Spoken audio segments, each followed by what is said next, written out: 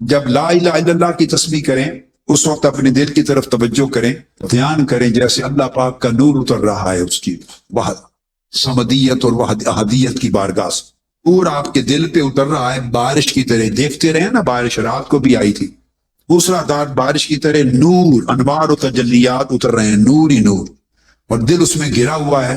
اور رفتہ رفتہ تصور کریں کہ اب وہ نور دل کے اندر بھی جا رہا ہے، دل اندر سے بھی روشن ہو رہا ہے، یہ اللہ کے ذکر کا نور اتر رہا ہے۔ کہ بند کر کے اس تصور میں بیٹھ کے ذکر ایک تسبیح کم سے کم یا زائد جتنا پڑھ سکیں اجازت دیں اوقات، اسلام پہ درود پاک، اللہم صلی علی پڑھیے سیدنا و مولانا محمد وعلی آلہ وصحبہ وبارک وسلم، یہ درود پاک۔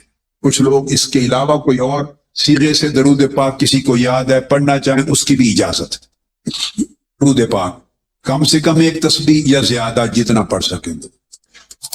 اس کے بعد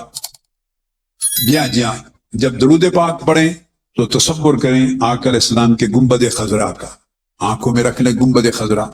اگر کسی کا تصور جالی مبارک کا قائم ہو سکتا ہے تو جالی مبارک کا کر لیں، سامنے مواجہ شریف کے کھڑے ہیں۔ جالی مبارک کا قائم نہیں ہوتا تو گنبد خضرا تو ہر کوئی دیکھتا ہے نا تصویر، تو گنبد خضرا کا تصور کر لیں۔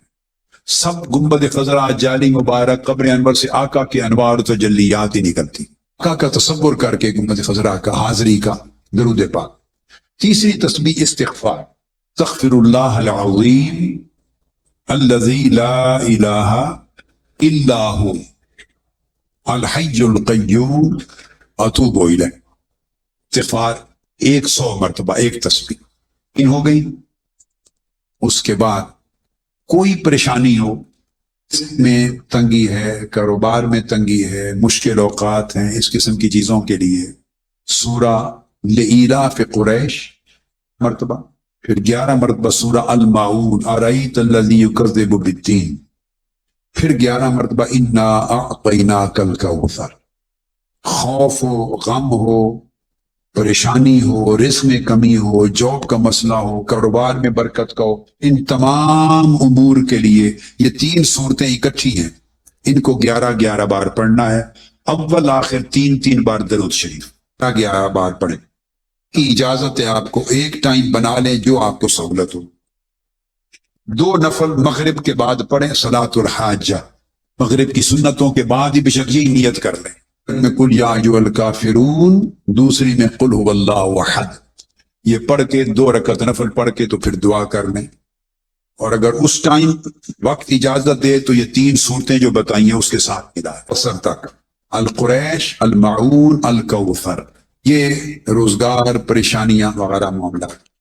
اگر کوئی یہ صورتیں 3 دفعہ بھی پڑھ سکتے مگر 11 بار پڑھیں تو اچھا، 11 بار تینوں صورتیں۔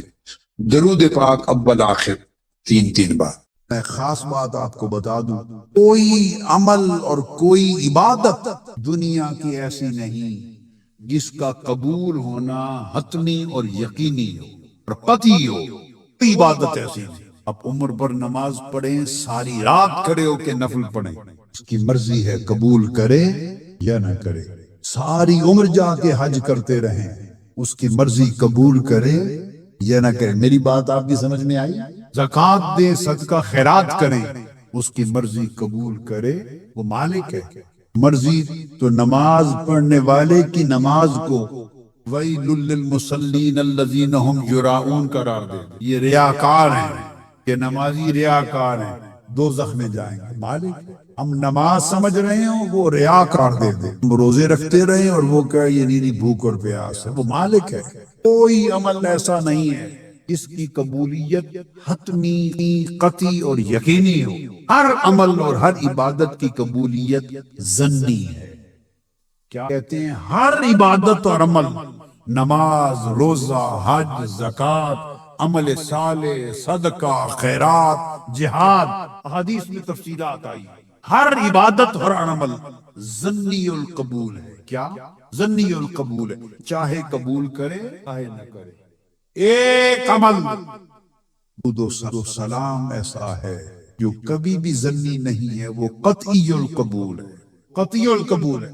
ادھر درود پڑھنے والے نے درود و سلام پڑھا، اسی لمحے قبول ہو گیا۔ درود و سلام یاد رکھنے کسی کا بھی رد نہیں ہوتا، کسی کا بھی رد نہیں ہوتا، کسی فاسق و فاجر کا بھی رد نہیں ہوتا، کسی فاسق و فاجر کا، بڑے سے بڑے گناہگار کا بھی ہر عمل رد ہو سکتا ہے، درود و سلام رد نہیں۔ کیوں کہ درود ہے کیا؟ درود ہے اللہ تعالی حضور پر درود بھیج، اس کو درود کہتے ہیں۔ اللہم صلی علی سیدنا محمد علی آل محمد۔ درود یہ ہے کہ اے اللہ حضور پر رحمتیں بھیج، حضور کی آل پر رحمتیں بھیج، بس اس کو درود کہتے ہیں۔ عمل کیا ہے؟ آپ نے کہا اے اللہ حضور پر درود بھیج، رحمتیں برکتیں بھیج، یہ جو آپ نے کہا یہ درود ہے۔ اب یہ رد ہو سکتا ہے؟ کہتا ہے تم پیدا نہیں ہوئے تھے، میں تب سے بھیج رہا ہوں، بھیجتا رہوں گا، میں بھیجتا ہوں۔ تو آپ نے وہ عمل کیا جو عمل خود خدا کر رہا ہے۔ ہر عمل اس لیے رد ہو سکتا ہے کہ اس عمل کا عامل خدا نہیں ہے۔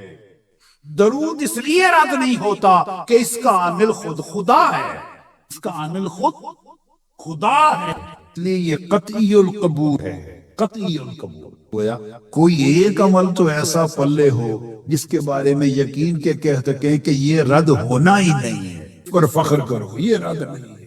ہمیں فرمایا آقا علیہ السلام نے ہمیں فرمایا یہ اللہ پاک نے کہ درود بھیجو میرے مصطفیٰ کی بارگاہ میں، یہ خدمت ہے، نوکری ہے، محبوب کی نوکری ہے۔ اور اس کا جواب آقا علیہ السلام نے ساتھ ارشاد فرما دیا، من صلی علیہ واحدتاً صلی اللہ علیہ بہا عشر مرہ، جو مجھ پر ایک بار درود بھیجتا ہے اللہ اس پر 10 بار درود بھیجتا ہے۔ اس میں ایک اور تیسرا نقطہ بڑا توجہ طلب ہے، تیسرا وہ یہ کہ ہمیں جب حکم دیا اللہ پاک نے کہ یا ایھا الذین آمنوا صلوا علیہ وسلموا تسلیما، ایمان والو حضور علیہ السلام پر درود بھیجو اور سلام بھیجو، ہمیں حکم دیا کہ تم درود بھیجو۔ اب یہ حکم دیا جائے کہ درود بھیجو، اس نے حکم دیا کہ میری عبادت کرو، عبادت کرو، میری نماز پڑھو۔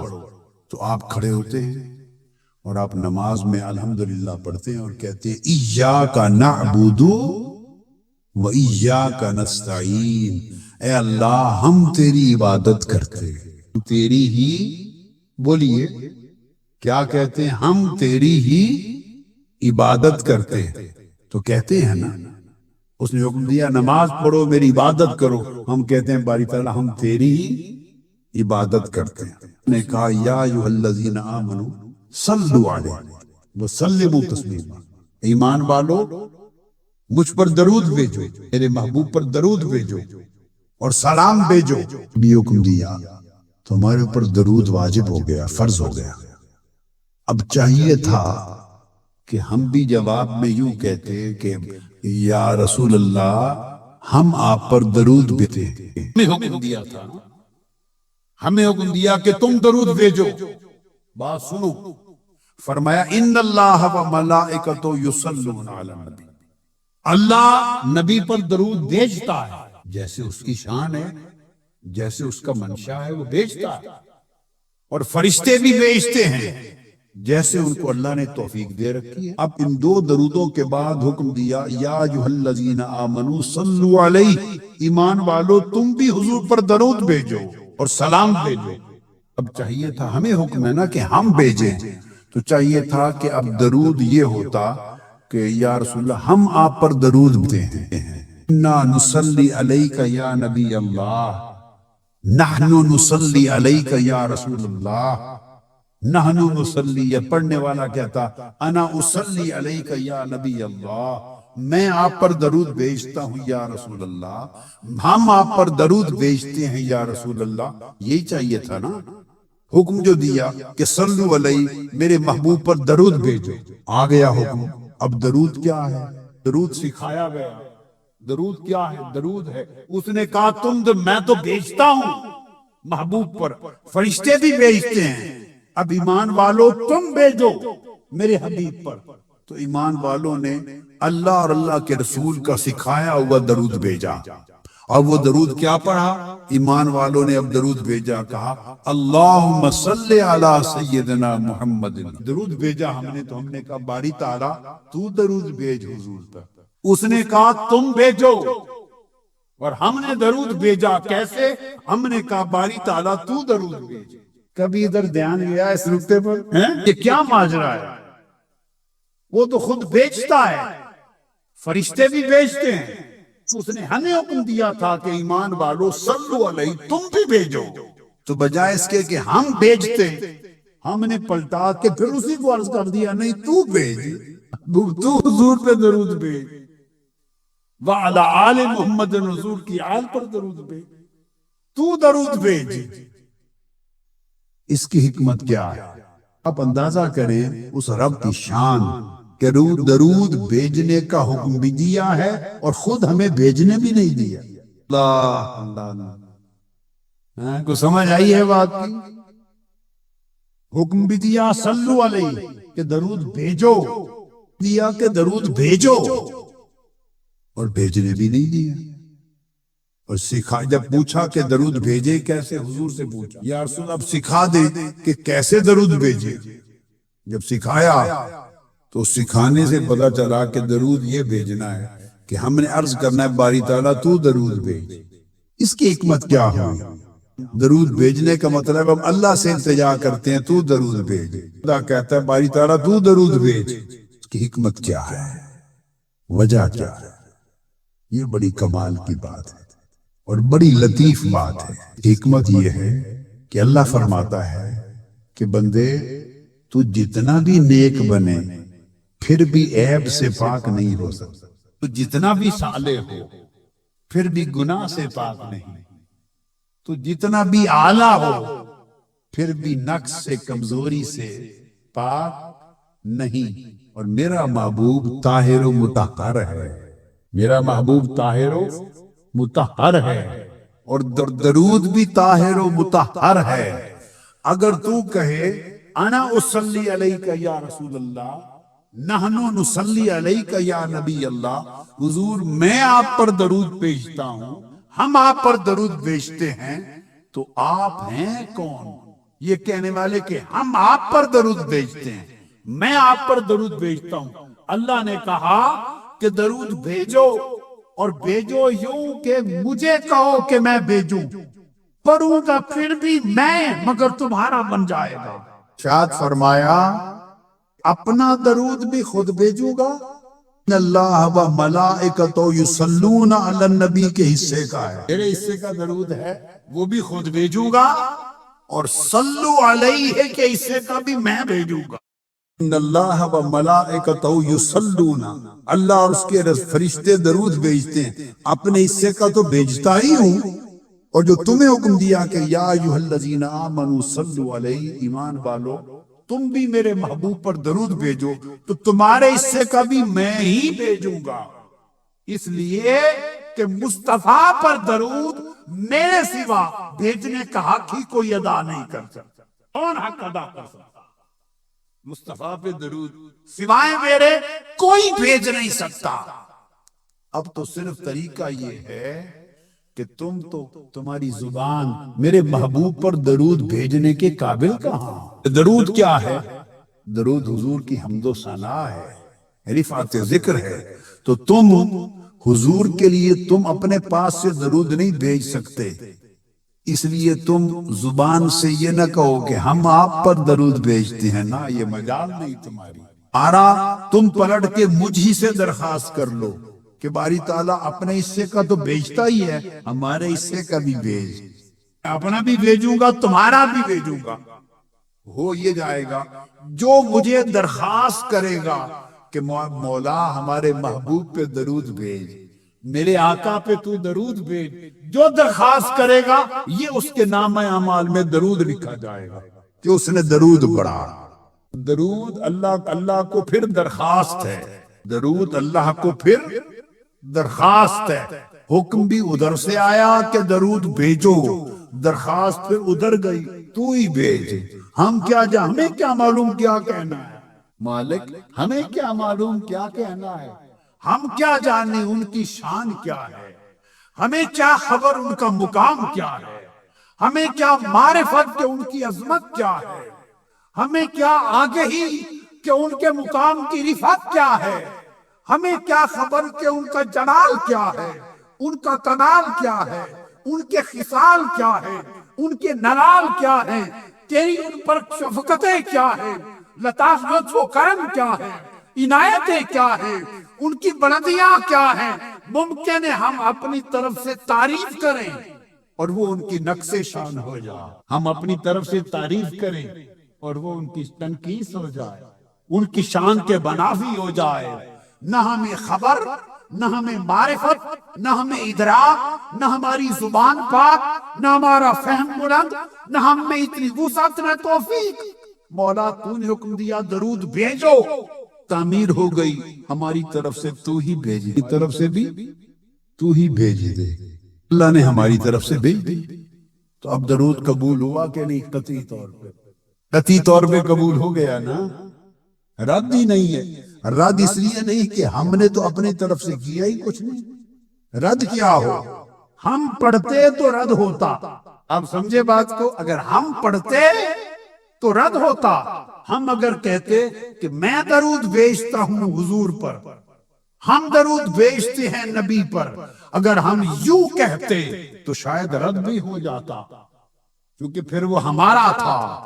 اب تو وہ جو ہم پڑھ رہے ہیں وہ ہمارا ہی نہیں ہے، وہ تو خدا کا ہے۔